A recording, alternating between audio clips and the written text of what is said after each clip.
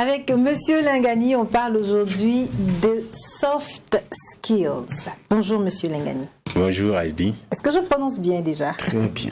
Très bien. D'accord. Bonjour Émilie. Bonjour. Bonjour Nicodème. Bonjour Monsieur Lingani. Okay. D'accord. Monsieur Lingani, soft skills. Donc aujourd'hui, on ne me présente pas. Hein? Si, on va vous présenter à la fin là. Non, c'est pour tout tuer. C'est pour vous quoi aujourd'hui. Alors, c'est bien dit.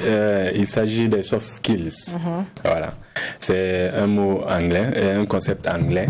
Donc, en opposition au hard skills. Hard skills. D'accord. Voilà. Soft skills, hard skills. Okay. Voilà. Alors, il s'agit des compétences. Voilà.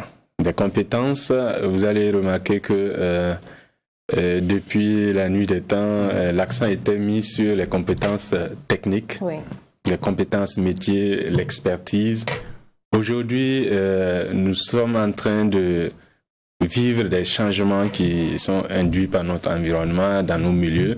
Et ces changements-là ont suscité le développement d'un certain nombre de compétences qu'on appelle les soft skills. Okay. Voilà. Et ces compétences-là, ce sont des compétences que je dirais innées, naturelles. D'accord.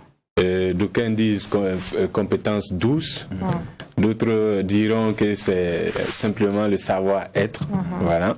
Et donc, d'une manière très simple, il faut comprendre par soft skills les aptitudes relationnelles, émotionnelles et situationnelles, oui, comportementales. Voilà. D'accord. Alors,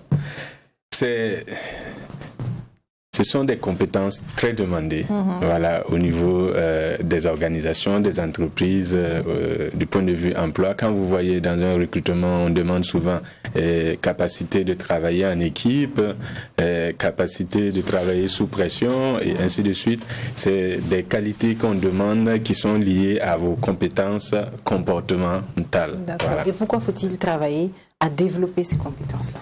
Alors, merci. Il faut travailler à développer ces compétences parce que de nos jours, le fonctionnement a changé dû à l'intronisation d'éthique dans les activités.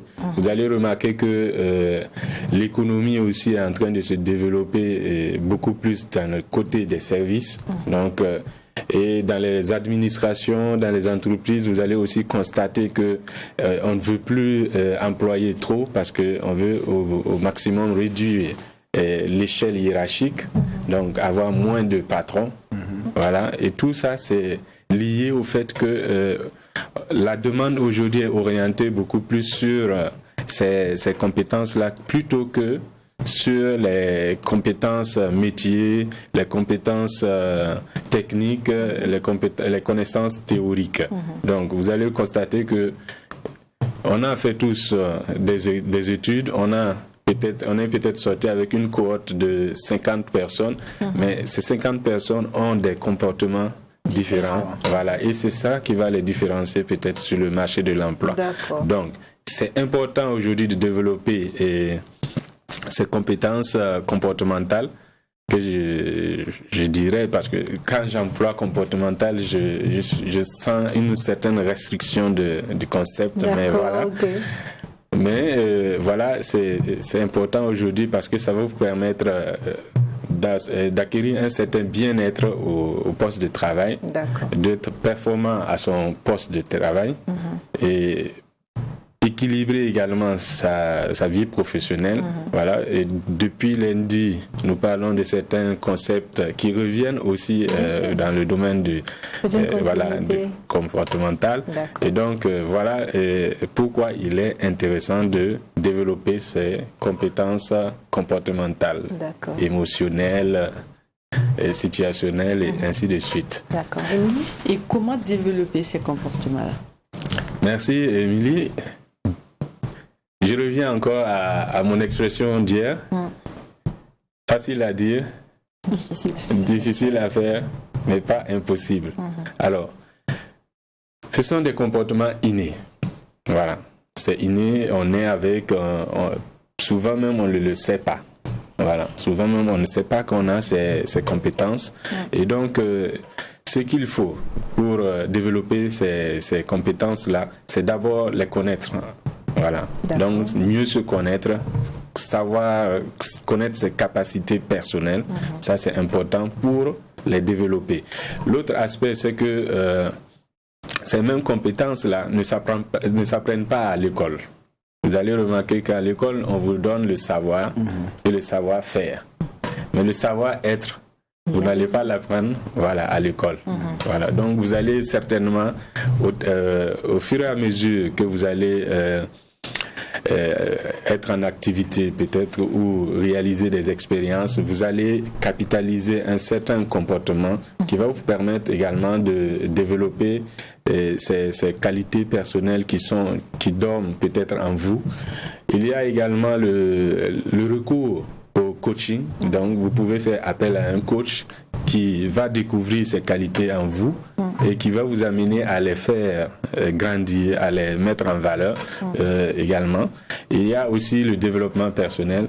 Voilà, vous pouvez mener des exercices personnels pour développer vos qualités qui sont de type personnel et trucs comportemental, et relationnel, et émotionnel, ainsi de suite. Voilà. Nicodème.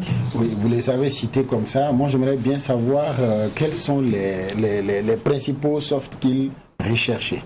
Alors, merci Nicodème. Je vais peut-être rester dans notre sujet depuis le lundi. Le lundi, nous avons abordé le thème de la gestion du temps. Voilà, c'est l'un des premiers soft skills.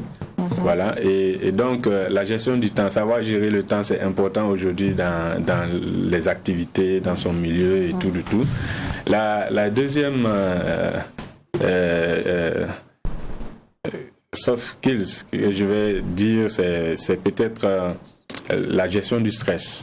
Voilà, du stress. Aujourd'hui, on n'a pas besoin de ceux-là qui ne sont pas à mesure de contenir leur stress dans les équipes. Voilà. Et donc, il y a aussi un autre aspect qu'il faut noter, c'est l'esprit d'équipe. L'esprit d'équipe, donc les relations qu'il y a entre vous au sein du travail, le travail entre vous et les collaborateurs et ainsi de suite, qui peut aussi être recherché. Et sans oublier, bien entendu, ce qui est permanent aujourd'hui, c'est la communication. Donc les capacités de communication. Et voilà. Et ça, vous l'avez déjà.